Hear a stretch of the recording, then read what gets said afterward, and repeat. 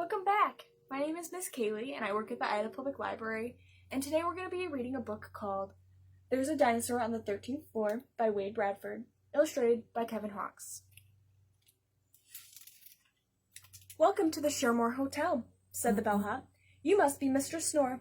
Let me show you to your room. The sooner the better, said Mr. Snore. I am very sleepy. Must have had a long day. Here you are, said the bellhop. Room 104. Sweet dreams, Mr. Snore.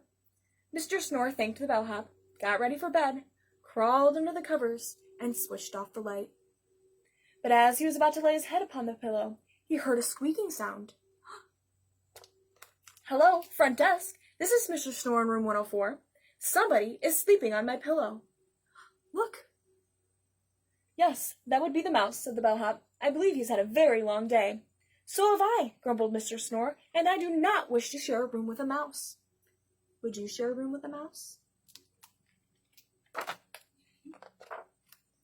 So the bellhop led Mr. Snore to a room on the second floor. Sleep tight, Mr. Snore. Mr. Snore crawled into bed and switched off the light, but just as he was falling asleep, he felt a rush of cold air. Mr. Snore called the front desk again. Someone is hugging all the covers. That would be the pig, said the bellhop. Shall I bring you another blanket? No, Mr. Snore fumed. I want another room. So the bellhop took Mr. Snore to the third floor, where there were no pigs or mice to be found. Mr. Snore kicked off his slippers, crawled into bed, and was just about to close his eyes when drip, drip, drip. Poor Mr. Snore, he can't fall asleep. He must be very tired and probably grumpy. Sorry about the leaky ceiling, said the bellhop to Mr. Snore as he marched past the ocean view on the fourth floor.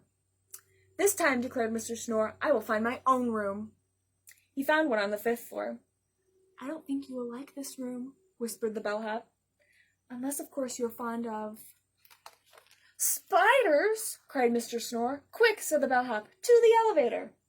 How do you feel about bees? Asked the bellhop. The same way I feel about spiders, said Mr. Snore. Please skip the sixth floor. The seventh floor was too hot, the eighth floor was too cold, and the ninth floor was just... Giraffes, cried Mr. Snore. The bellhop smiled. Would you care to guess what's on the 10th floor?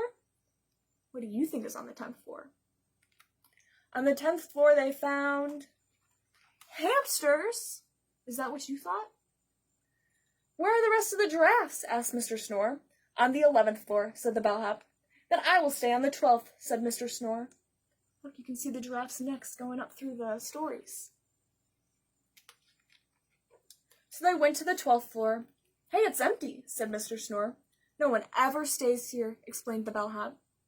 I wonder why. Perfect, said Mr. Snore, and he lay down and shut his eyes.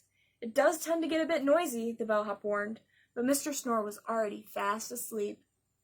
Stop, stop, stop, gurgle, gurgle. Swish, swish.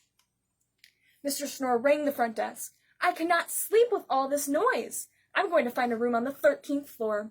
Oh dear no, said the bellhop. On the 13th floor there is a... Click.